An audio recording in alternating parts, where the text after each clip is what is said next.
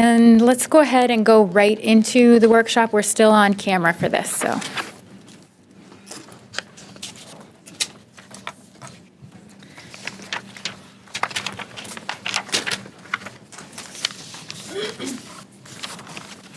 Would the superintendent like to start it? So, as has been noted throughout the meeting in the conversations around the budget, there, throughout the budget process, has been a interest in looking at the possibility of consolidating schools. As we've shared throughout that process, those possibilities do exist, but it requires a significant amount of planning. There is not a easy solution that just says we'll close this school and move the kids over here, aside perhaps from the Peaks Island School, which we've talked about. So I think what Chair Trevorrow and I wanted to do in setting up this workshop is to establish some ground rules, some understanding of the board's interest in beginning a process that would look at our overall footprint and looking at the possibility of consolidation and other efficiencies that would allow us to reduce the overall footprint of the district, and with that, whatever the savings might be. So that's really, today is just an opportunity to have the board talk amongst itself about the idea of consolidation of some kind, and begin to explore ways in which we could go about doing that. So it'd be helpful to get an understanding from the board in terms of the process that you would want to engage in for something like that, and sort of begin that conversation. The other part of this, which Chair Trevorrow and I talked about, is that while consolidation is a possibility, it is not a slam dunk. It's not something that we can just, as I said earlier, take this and move it over there. However, and in addition to that, whatever savings that you would accrue from that are, in essence, savings to the base, but that base will continue to increase, and we will inevitably find ourselves back in the situation that we are in now as state revenue decreases, our state subsidy decreases, as our valuation goes up as a city, and we inevitably have to come back for large tax increases. So I think there's a interest in also having a conversation about how to approach the revenue question, and are there ways that we as entities, the school board, the school district, can put pressure, if you will, on the other elected bodies that have the control over the ways in which revenue is raised. And so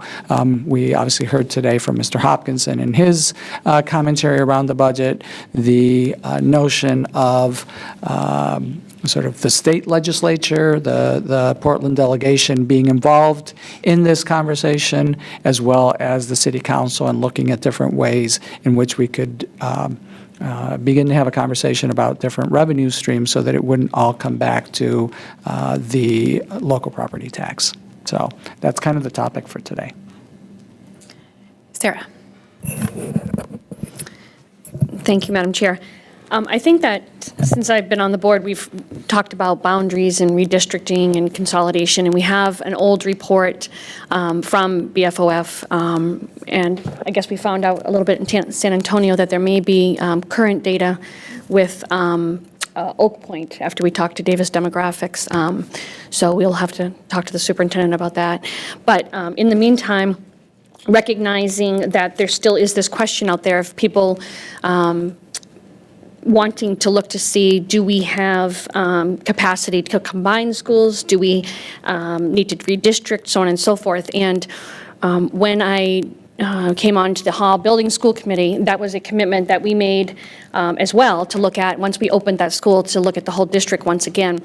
And so I have this evening a resolution to share with all of you, and that gets to hiring somebody to do just that. And it's a draft. I wrote it while I was in San Antonio, Texas, with my colleagues Roberto and Holly, and they both provided their input, as well as Mr. Balfons. And the way this came about is I had called the superintendent to let him know that I was working on this, and he said, well, geez, I had the same kind of conversation with Mark. And so Mark and I talked through it a little bit, and after I got it to this point, he took a look and made some suggestions as well. So it's kind of a work of many, but certainly it's up for discussion by all. And if this is the route you want to go, so I'll pass it out now.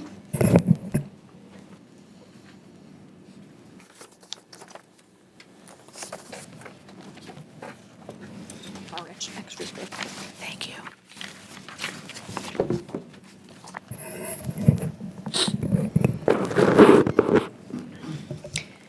Now, what you'll see in the resolution is almost to the bottom of the whereas.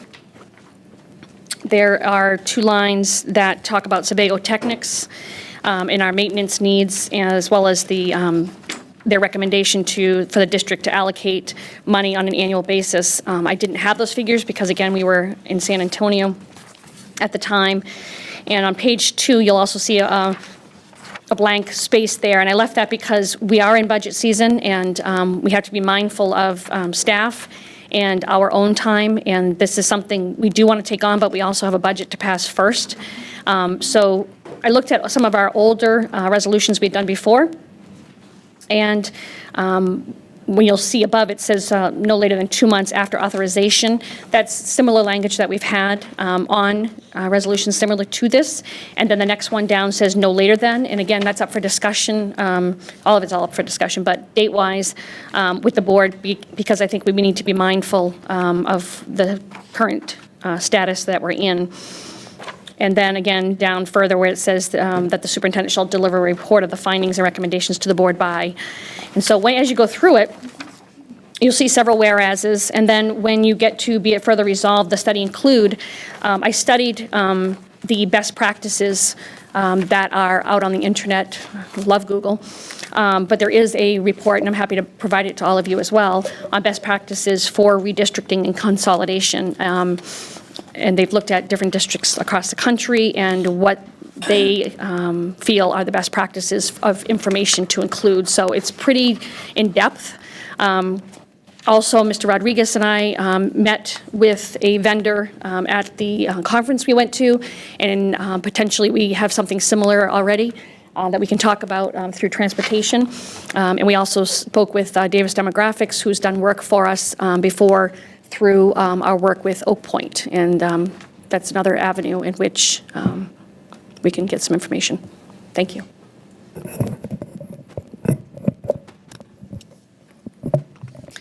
Roberto.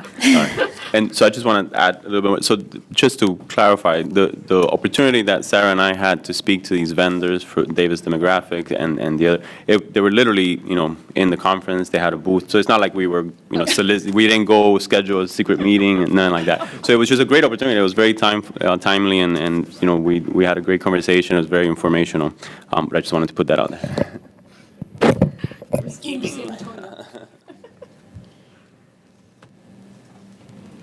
Ollie? I just want to say thanks to Sarah for taking this on while we were in San Antonio, because we were all very busy. And so I was surprised that, especially you two, were working on this and scheming, trying to put this together. I know I'm using that word, but you're just like very busy this whole past week. And I was just very surprised and happy that you were able to take this upon yourselves. So thank you. One more thing. Go ahead. So when we were talking, one of the first questions that I had that I thought would be worth having in the discussion, in the area where we're looking at historical data, we specifically said 5 years of historical data to be considered. And so I asked Sarah, is that enough? Is that a good sample size? Should we look at 8, 10? How much far? And I think the reason we landed at 5, and maybe Sarah can kind of fill in my gaps here, is because that's kind of routinely the sample size that we take a look at when we do these types of studies. And I don't know if that's something that we agree on, or if there's a different sense of how far back we should be looking at data. Thank you. And again, that just came from best practices. Thank you. Lori? We might want to look at what Davis Demographics did and sort of look back to at least that point so that we sort of have a nice, because they went back as well when they did theirs. And I know when I was looking at it during the budget, their projections we seem to be right on target with. So I think I'd have it so that it created a continuous data stream, at least on some of on the same points. This one might have different points, but at least on the same points, sort of use that as a benchmark at least. You might need to go back farther on others if they weren't part of the Davis Demographics. Yeah. Because as I said, their work, at least on the elementary one that I was looking at, we are slightly below where they projected us to be, but very slightly. Essentially, across that number of students, we're basically on target. So, which said to me, okay, their work has thus far kind of panned out, that we are where they expected us to be, which was down from where they started and projects a continued decrease. So I think it does make sense to do this. Now, I was watching the Finance Committee earlier, the city's Finance Committee, before I came over here, and one of the things they were talking about was how to avoid doing revaluations in these one big every 10, 13 years. And I almost wonder if, we've had a fairly stable population for a while. It's been slowly kind of going down. That may change because there are some things happening in the community, and there are some things that may happen in the community. If taxes go up, families may move out. If immigration patterns change, we may have fewer students because that has been what has supported our population staying stable. So I think it makes sense to not only do this study, but perhaps also think about not having it be something that you wait a long time to do, so that it becomes a crisis or a difficult thing that no one knows anything about, and so they're worried about it. All they have is stories from somebody. And that many districts, I think, do this on a fairly regular basis. They look at where students are and what they've got for capacity in buildings and what's the most effective educationally, efficient financially, and try and adjust. And these are places that are much bigger than Portland, and Portland really is a pretty small town. A lot of our kids, even if they don't go to the same school, through football or soccer or this or some after-school program or summer camp, they actually do know each other. Church, many venues where people mix and cross. And so getting to a point where maybe we have not only a sense of where we are now, but having a regular look at this and a regular sense of adjustments so that it's not just kind of waiting until sort of like the tax revaluation. We have to do it, but making more minor adjustments along the way and having a way to do that and perhaps getting some expertise, because many cities do this. There literally is a postcard that comes in August and says, you're going to be at XYZ school this year, and families are used to that. That would be different for us, although in the past there were a lot more changes than there are now. But we've been status quo, so how do we kind of move to something that helps us move along and avoids sort of building up until we have to do it? Sarah. I was just going to say to Ms. Davis's point, we have probably, I think, 15 years worth of building data, because as we know, we finally got to BFOF and the 4 schools on the referendum 15 years later. But so for me, this is more about putting this conversation. I was very concerned when it came out as part of the budget. I didn't think it was something that would be fair to the community or fair to us or everybody overall to have this as part of the budget discussion. And so that's where my thinking got to. And I think that there's a lot of people that feel as though the schools, some of them are at the capacity, and then there's some that say, oh, you have space here and there. So I think this puts to bed to explore both sides of that and really dig in, because you have people thinking there's capacity that we may not. And I think we know, in some cases we don't. But to Lori's point, projection-wise and so on and so forth, I think that's a conversation that many in the community want us to have, and I'm willing to have it because I want to be educated with clear data before we make any kind of decisions, and not based on money because we got cut from the state. So I look forward to hearing your thoughts after you have time to actually read it and digest it. Mark? As we move forward with exploring the school boundaries and school capacity, I'd also like to look at the impact on the school programming, what's going to happen in the classrooms. I think back to yesterday's curriculum committee meeting where we're looking at AP classes, and as of right now, there are minimum requirements. And so perhaps if we have student involvement, and so if we perhaps, for example, if we combine high schools, we may be able to provide more AP courses. I also want to, look at the programs and see what we could potentially lose. I just want to see what the effect would be. I don't know if that would be part of this particular resolution, something separate. I just want to be aware of that. I do note that number 5 in here includes, under the whereas section, includes program data. Yeah, Sarah and I, we talked about that. It just wasn't clear, and so I don't know if we could just talk about that more and just define that a little more. Maybe that can be included in that particular part. If not, maybe somewhere else. Lori? Yeah, I would really urge us to look at this. So often people seem to walk up to this idea kind of through a negative lens. But actually, I think it could be a tremendous opportunity for us to look at programming. How can we shift paradigms, provide better, more programming than we currently are? Are there new programming models we should be introducing, that we look at different grade configurations? I think there is a tremendous opportunity here, and I would really like us to talk about this positively, because so often I think people I hear it talked about negatively. But I actually see this as a tremendous opportunity to shift the paradigm and really use this as a way to help achieve the uncommon results that our students need. Because continuing to do school the way we've done it hasn't gotten us where we want to go in terms of achievement. So doing more of that and continuing to do that same thing and expecting a different result,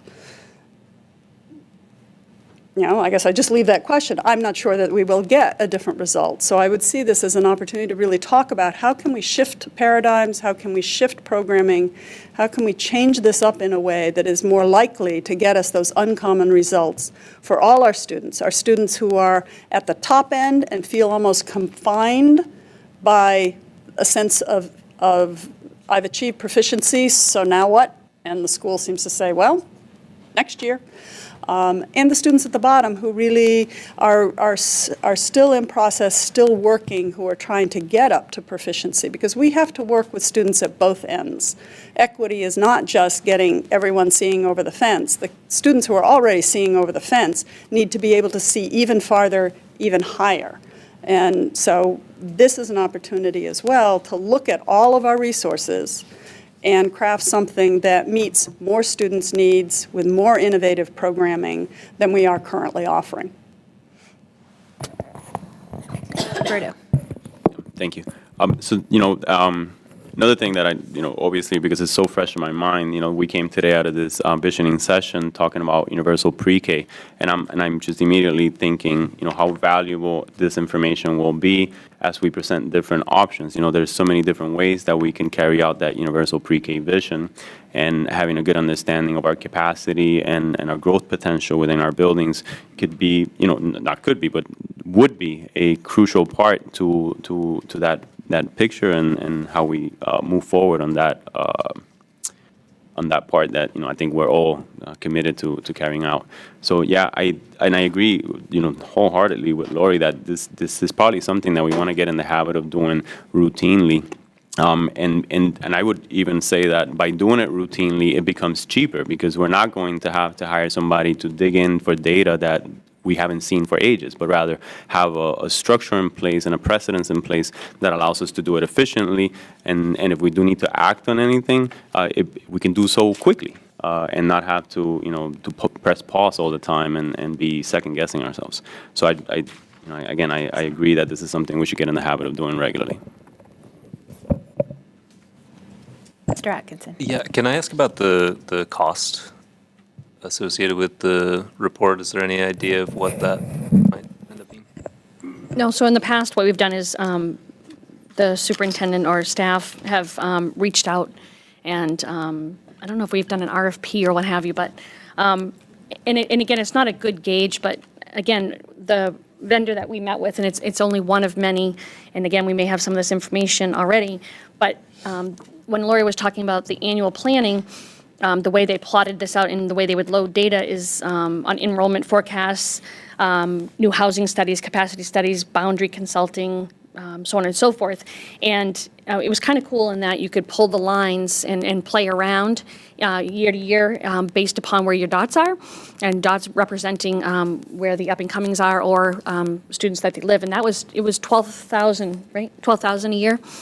And they felt over 3 years. So, I mean, it's not a good thing to talk about money in a budget season, but 12,000 relative to 111 million.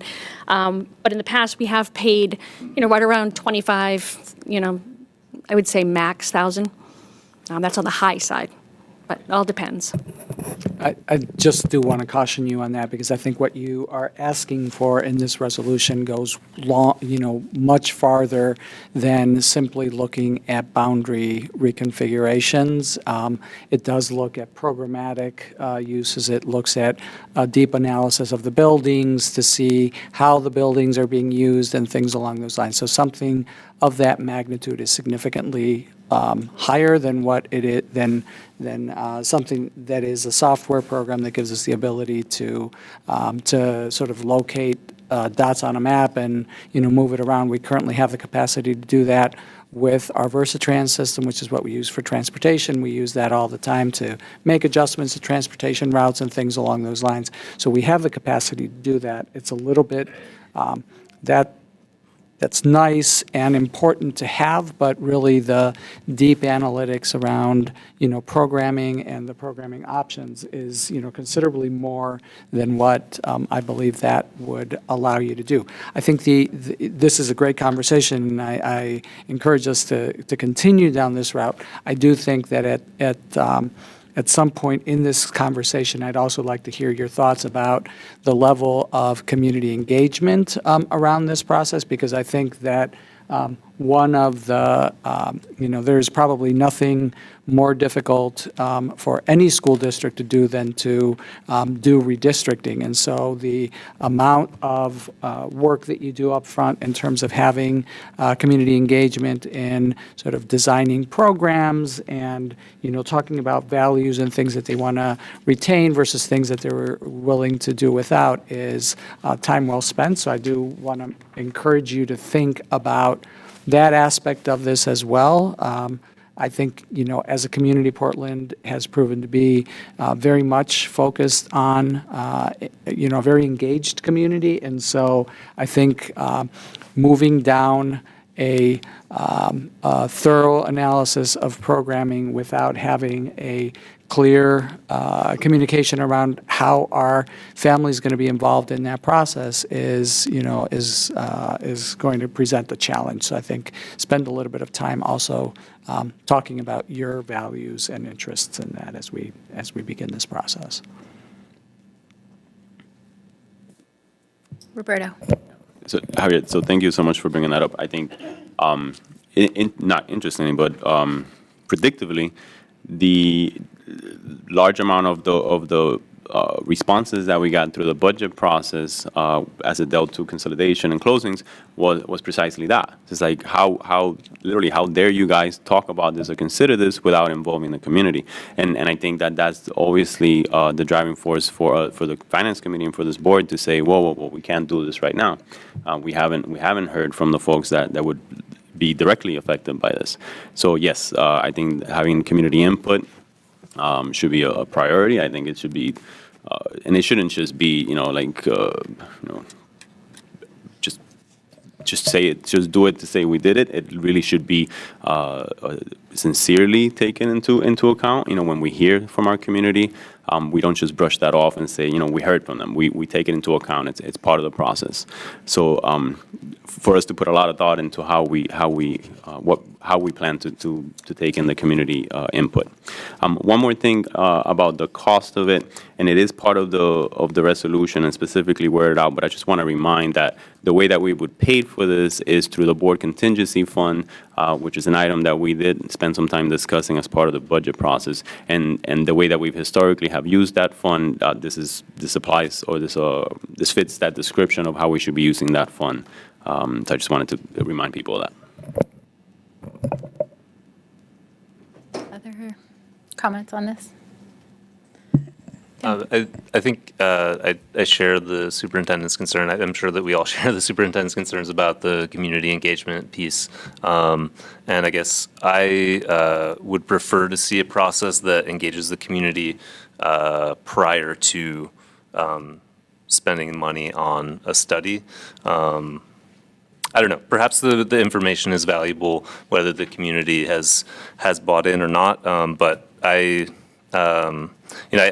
heard from a bunch of constituents that attend or have family members attending Presumpscot School because as a part of this of the BFOF conversation, Presumpscot apparently because of us even just having this conversation has been. And I know that wasn't the only factor in the decision, but they're concerned that they were sort of on the chopping block on the budget time, and now they're nervous that that's happening again, and that kind of stuff. I mean, I know we have a fiscal and fiduciary responsibility to look at all the options and to think about these things. But we do, I mean, we heard from all the folks from the island schools who came in and said, don't take away our school. That's our community. That's the center of our community. I think you could say the same thing about Presumpscot School in East Deering, and having I think we need to engage the community in a strong and respectful way, and really listen to their concerns, because I don't want to pit neighborhoods against neighborhoods, and yeah, that's my concern. I guess I would urge us to have data and information. I think that an emotional discussion absent data is not going to be particularly productive for anybody, and that just energizes folks without any real understanding of what the choices are. And there are a lot of choices in the way we look at this. It's essentially, if you really take the blinders off and don't get limited to all our schools have to be in the same grade configurations and in the same buildings and stuff. In essence, we've got, a lot of desks and a lot of students in them, and there are many, many ways that we could rearrange that. I think having input and education of the public is important. On the other hand, I think it also is our responsibility, as you said, fiduciary duty, to look at this and begin to articulate the costs of doing or not doing something. And because that is a larger community conversation. And so how do we get the data and begin to take the blinders off, really look at innovative ways we could rearrange, given our facilities, given our students, offering additional programming that we don't offer now, and really having open conversations that are not about appearing to pit people against each other at all, and stay in a positive frame so that it is a positive conversation that the community has, would be really critical to having this go well. And that it's an opportunity to educate the public about the role of the school board in administering and managing the district, because that is really what we are charged with doing. If you go back to the law and look at our job description, it falls squarely within that. And this is one of the ways that we can look at. We may end up not changing a single thing, but if we do so, we will do it in an informed way, and people will then know that part of the cost of having this school district arranged this way is that we have chosen as an entire community, parents and non-parents, taxpayers, and everyone, renters, all of us have come together and said, this is what we are willing to do, and this is what we can afford. So I caution us to sort of take the blinders off and stay in a positive frame and really think. This is a chance to be really innovative. Before some of the newer members were on the board, we talked about different grade configurations. I've heard from some parents that they'd like to see perhaps an IB middle school and IB high school, that they're would love to see a complete thread. We've talked about having some innovative programming, and I think this could be part of that conversation. How do we go about doing that with the buildings that we've got and the students that we've got?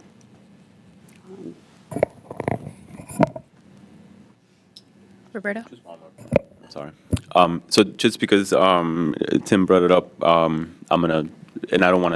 I don't want us to get into this discussion right now because we'll have an opportunity very soon to do so. But I'm going to put my BFOF ABC co-chair hat on for a second.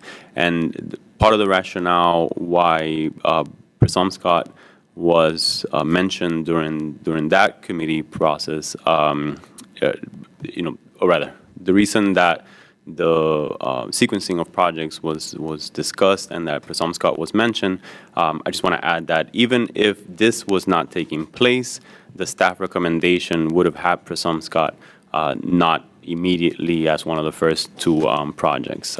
So even though this was mentioned, I think that even without that on the table, it wouldn't have been an impact to what we eventually decided to do. Thank you for that. Anyone else on this? I would just add that I do note in here, number 7, it says plan for community engagement as part of the charge for this study. So, I mean, it seems to me that this is a lot of data we would be collecting without necessarily any recommendation for anything, except perhaps a plan for community engagement. And which is perfectly fine. I think that we need to have this discussion because, like any organization, we need flexibility over time in order to sustain when your population is not enough to support your infrastructure and neither is your funding. Then you have to look at those adjustments. I don't know that that's where the data will lead us, but I think it's data we need to have. And if we don't, then I fear that in the very near future, we'll see ourselves in a circumstance where we have to make decisions without having done this work ahead of time. So I support going forward with something like this. And I would support going forward with it right away and in as timely of a manner as we can. This whole discussion kind of spawned out of the Finance Committee discussions, and at that time, the Finance Committee was talking about having something in place for next year. So I'd like to see us really get to work on this right away. That's my thought. Yeah, I feel good about that too. I just, sorry, since I was sort of talking on the other side of this, I just would like to know what the cost estimate is for it, since we don't seem to have a number for that right now. So I think, I can take this back. We'll work with Sarah and the superintendent to, Mark, go ahead. I'd like to be involved too. And Mark, yes. Anybody else that wants to have feedback on this, but to figure out where we're going to get this on the agenda. Yeah, go ahead. It may be worthwhile to have the Public Affairs Committee think about the community engagement portion of it as well. We can Okay. probably do that in parallel. Yep. and We could, see what that. we could possibly do is when we take this up as an item to approve the resolution, we could possibly have a separate item that tasks the Public Affairs Committee with simultaneously looking at the public engagement aspect. Sarah? I know we typically don't do this because it's a workshop, but there's clearly some people that wanted to sit around and listen to, and I just didn't know if you wanted to entertain any comments about, what we're talking about, or if you just want to, I don't know, because we're talking community and they're here and they're waiting. So I didn't know. Again, there's not a lot of information. The board hasn't digested this information either, and people have copies. If not, let me know. I'll provide it to staff to email out to people, but. So there is sort of a second part to our workshop that we haven't really talked about yet. Maybe we could engage in that first, and then we can take public comment. So I just wanted to kind of let you guys know what the superintendent and I had talked about at our last meeting, which is just basically brainstorming ideas. And the problem that we face is that as a school board, we don't have any revenue levers to pull. We have zero. We don't even really have property tax because, that's approved by the council. So yet, the city council does have other mechanisms of generating revenue, and the legislature obviously is a big portion of our revenue funding. We have a delegation of, I think, 10 legislators from Portland, and we want to kind of brainstorm around collectively how can these other governing bodies get around the mindset of helping to generate revenue for Portland Public Schools. And one idea that the superintendent had come up with was possibly to ask the city council to form a task force that would include members of the school board as well as council and legislative delegation to talk about just these questions and come back with revenue recommendations. Is there anything else you wanted to say around that? No, I think that that's the extent of my imaginative thinking, is create a commission on that issue. I do think that it's necessary to have a conversation about revenue. I've said this to many of you individually the day that, my budget came out above the story about the budget. There was a story about $3.8 billion in revenue coming into Portland through the hospitality industry broadly, and so the city gets none of that. And obviously, there's been a lot of attempts over the years to have a local option sales tax, and I can't imagine the complexity of that. Obviously, good people have been working very hard on it for a long time, but some form of conversation about what revenues might be possible. I've had sort of on the side of the meeting conversations with some of you, with members of the council, about different fees and things along those lines as ways of raising revenue.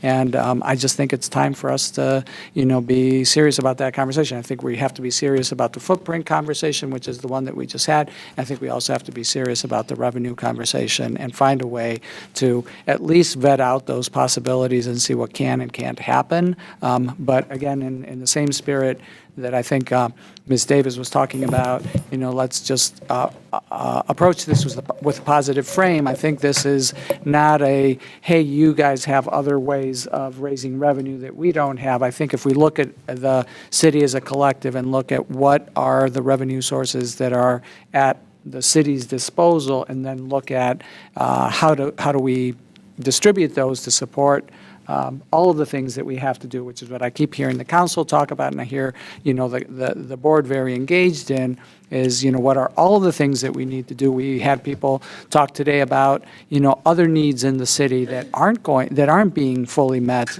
around the homeless and the hungry and the cold and so on. And so how do we actually do all of the things that as a community we need to do when, really all that when the school part of that, which is, roughly half of the tax levy is, that's the only place where we can go. So I think that that's a conversation that's overdue. And just like the footprint conversation is overdue, that one is overdue. Sarah? So I like that a lot. And I like the bigger picture because you only can get so much revenue from Portland and Deering High School athletic. The vendors at Shaw's and other people that are selling our logo for Bulldogs or Rams. We're certainly not going to get much money from that because we don't get it now. So, and we've talked before about putting signage on buses. We've talked about scoreboards. We've talked about, and there's different philosophies I think that people have thought about. But again, it's small potatoes compared to, the conversation that you have suggested. And I think it is a very good high-level joint conversation of how we're going to do this because it's not going to get any better. And so I really appreciate that thought, and I think it's a great one. Thank you. Lori? Having been the person who worked with the Maine Municipal Association on loan from the city when we first brought the meals and lodging tax to the legislature, it didn't pass that first time. I think that it's going to take more than Portland.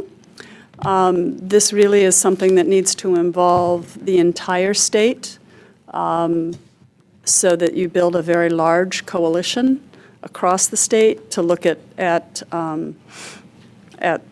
the funding formula, perhaps, because I know that there are many, I was talking with a legislator just the other night, and there are many districts that are struggling with the funding formula. It's the first year, and it probably has some things that need to be adjusted. So that's one area. But to really go in and look for a local option tax or something like this, we need to have a much broader coalition than just Portland. And additional leaders that are not Portland. Generally in the past, and having watched politics in Maine at the legislative level for a very long time and worked to pass laws, both as part of an organization, the no smoking laws in Maine and other laws, we need to build a very big coalition. It will take time. It may be possible. This comes up as Jenna said, every 10 years or so, this comes up. And so there is expertise. There are people who led that back then and can offer feedback and some suggestions, but I know that I think we start perhaps with our school board, city council, and delegation, but we're going to have a much broader coalition than that, with the Maine Municipal Association and School Boards Association to actually, in the end, be successful. And we have to have a very long-term strategy because it generally will take, with a new initiative, a number of times at the legislature before something passes.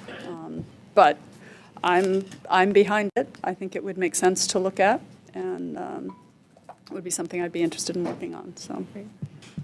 Yeah, I think in our discussion about it, we recognized that for sure, and I think part of the discussion we envisioned this committee having would be around sort of strategy of, how do we engage other legislators, how do we engage other communities in Maine. Jenna?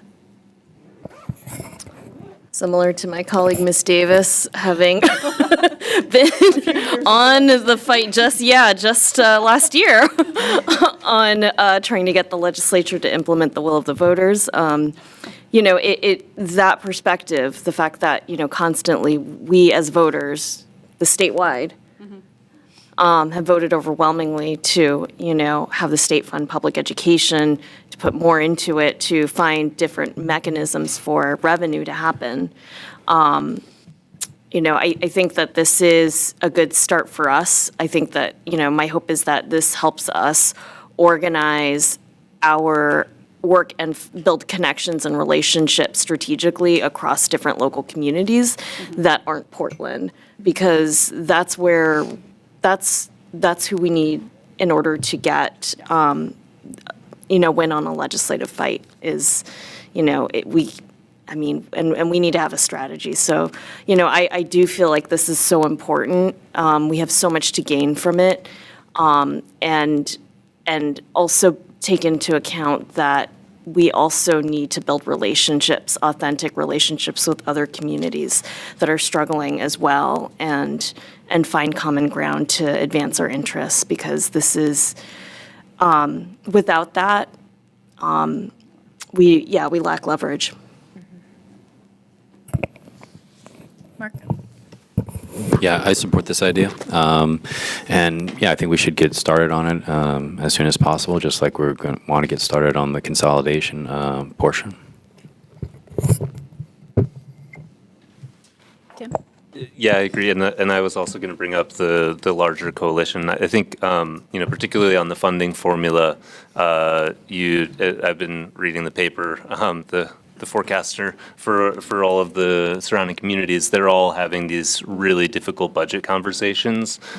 So that's a large group that we can team up with and increase our leverage at the state level, because our did you say 10 delegates? That doesn't hold a whole lot of sway. So we need a broader coalition. Yeah. Yeah. Holly? I think this is a good step. So once again, thanks for putting this together. And I'm going to go out there and say it. I mean, when people talk about consolidation, the specter of the Nathan Clifford School is still out there, and I still hear about it every few years. Or when people mention consolidation, I know this is contentious, but, and it wasn't up to the school board, but members of the city council ended up selling that building, which was designed by John Calvin Stevens, selling it for $1. And, people can say what they want about that. So it's just something that needs to be considered as we move forward, that we are careful about that sort of use of buildings. So just that we can learn from that. Any last thoughts? And so I would, because we do have a small crowd here, if anyone wants to speak, give us their thoughts on anything that we've just discussed, be happy to take some public comment.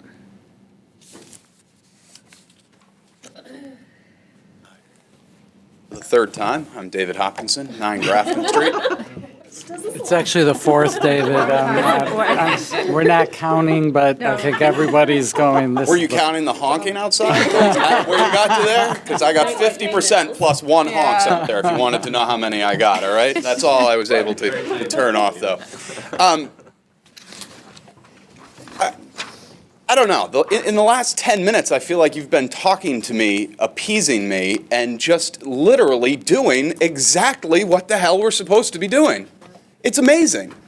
It almost seems like a complete transformation, not necessarily from your individual beliefs, but the rhetoric that has been out there. This is changing, turning the page, whatever words you want to use for it. This is taking a stand, and this is making Portland, Maine better. You guys, this is awesome. Congratulations. That's all I have for tonight, besides to throw my hat into whatever committee you'd like me to be on, having to do with both finance and closing and consolidation. And I'll end with one thing. I've said this to some of you individually, and we'll probably get smacked around for saying it in public, but if closing the Presumpscot School is the right thing to do for my child's education, and my tax dollars, then the Presumpscot School should be closed. And the only way to do that is through data. Data, data, data. The only, I know, I keep saying the last thing I'm going to say, but the only problem with public interaction at this point, or the only reason I would want public interaction before the data happened, would for us to get rid of the idea that data could be biased, okay? And that's going to be the first hurdle. You're going to have a lot of people say, the Republicans wrote it, or it's Davis demographics and Davis is on the school board. I mean, the ignorance will run so deep. I know there's not, but you already know there's an email coming from someone asking that question. It's happening right now. So I would say maybe a brief option for the public to make a comment on what has already been written very well would be helpful to fight negative public opinion. So really, guys, amazing. Absolutely amazing. Thank you. Thank you.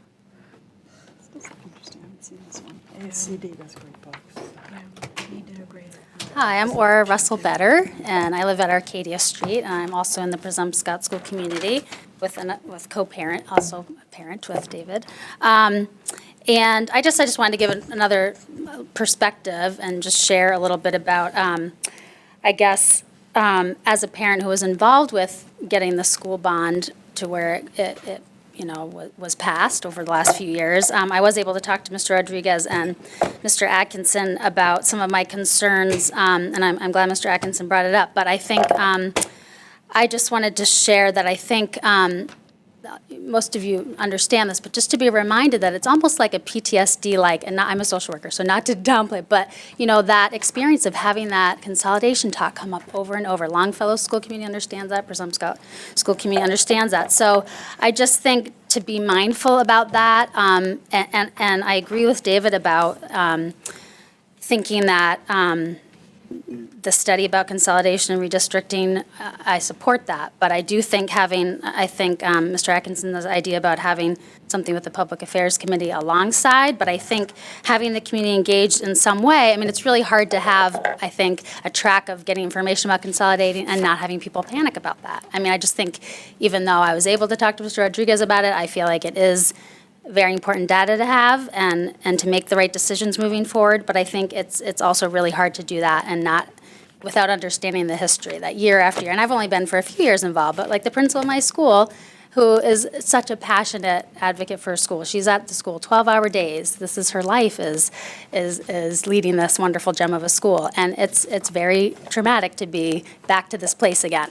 And I think and I do feel like I have a good understanding now of the decision about Longfellow, which I won't get into the BFOF, but I think that the piece about consolidation coming up in that gets people into panic, thinking like, oh, our school's we're back to talking about that again when we thought our school was going to be fixed. So I think it's just, I just want to remind everyone to be mindful about the history of these school communities. And certainly, I'm all for creative thinking and getting the right information and data, but I just would urge some consideration about how to have some community involvement along the way.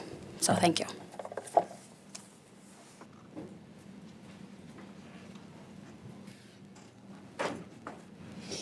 Just one last thing to say. It's the first time in probably 3 years that I've been to one of these because honestly, I was just kind of not impressed, but I'm very impressed, as others have said. Anytime when someone talks about community and community members in schools and things of that nature, I think is empowering. And the truth of the matter is that data does count, that numbers are real for most of the time when you're talking about cutting or doing things. But one number that I want to just put out to you all, and I think it was Ms. Davis and someone else who talked about how do we engage the student at their highest level. As you know, there are a lot of students that I was not one, fair to say. That my junior year, I was the top of my class, and I didn't have to work very hard for grades. And there are some students that do have that gift and are a challenge, and there are some folks that are in the middle or down low. And where the business community falls in that, of being out there, being in schools, you all gathering them to say, this kid has this passion, this kid has another. Can you find him a job somewhere? I think we have to engage the business community in a way that makes summers better than, and there's great pride in work in anything. If it's McDonald's or if it's cleaning the street or whatever, work is work, and there's pride and dignity in work. But there has to be better alternatives than what kind of exists sometimes in our community of how many more hotels, how many more whatever. Those jobs aren't going to get those kids out to pay their college education. They're not going to get them into a home. So I encourage you all to think about that, how to engage businesses. I also think you have a real live number when you look at the Barron Center, which I am a big supporter of, a place like that that can help families in this world. I think is a great place. But I also feel that, as you all know, it runs in the hundreds and millions of dollars in the deficit. So I would offer to you all, when you have that data, to bring it to City Council and to say, you're running $1 million in deficit. 18-year-olds, I believe, and I'm pretty sure, can get CNA degrees. And how do we use that kind of money that's being paid out over and over again, which people who do deserve it, CNAs aren't making a boatload of money, but also how do we encourage young people to be in positions like healthcare? I think you have that data, you have those numbers that constantly running over. How about giving you all some of that money and turning kids on to healthcare and things like that? And I promise you it'll be at least another 4 to 7 months till you see me again. But I thank you for all that you do.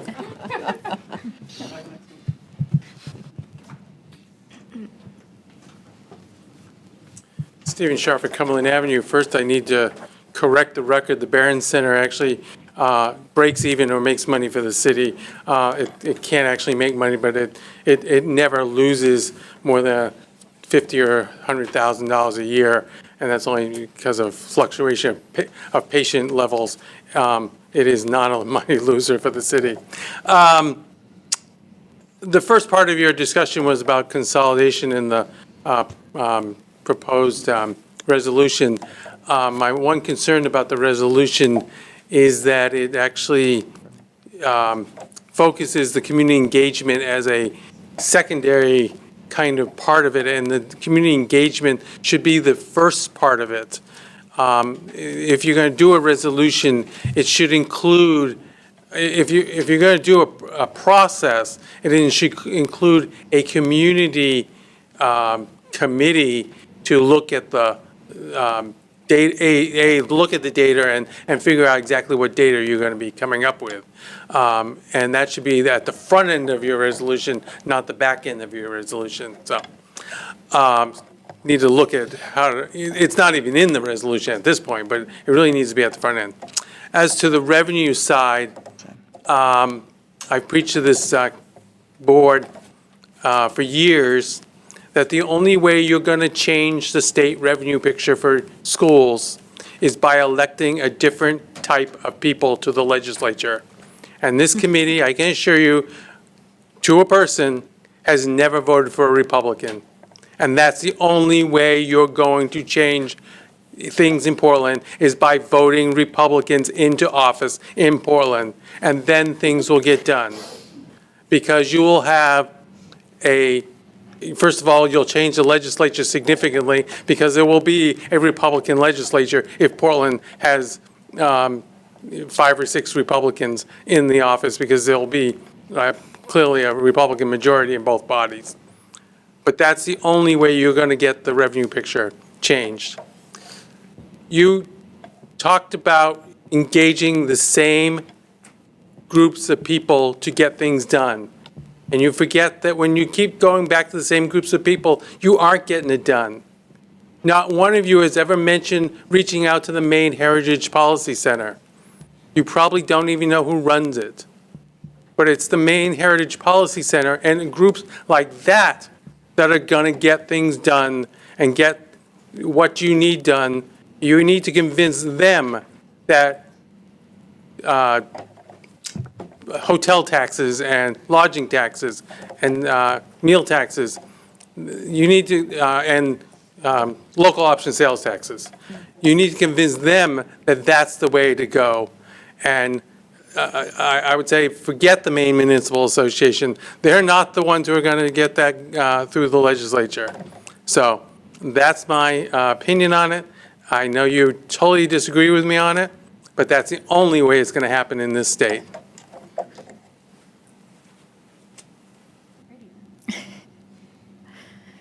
Anyone else? All right. Any last thoughts or, all right. Well, thank you. We'll conclude the workshop and have a good evening.